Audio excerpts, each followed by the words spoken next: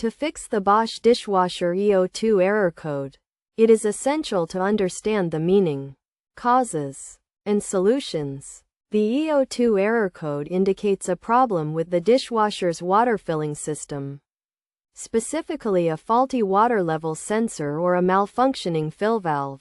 First, check the water supply to ensure it is turned on and the hoses are not kinked or blocked.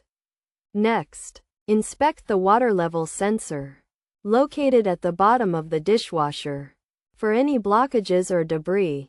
Clean or replace the sensor if necessary. If the issue persists, check the fill valve, which is usually located at the back of the dishwasher. Ensure it is not clogged and is functioning correctly. You may need to replace the fill valve if it is faulty. Another possible cause is a blocked or faulty water inlet filter.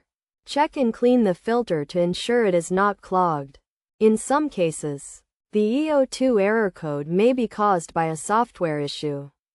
Try resetting the dishwasher by unplugging it, waiting for a few minutes, and then plugging it back in.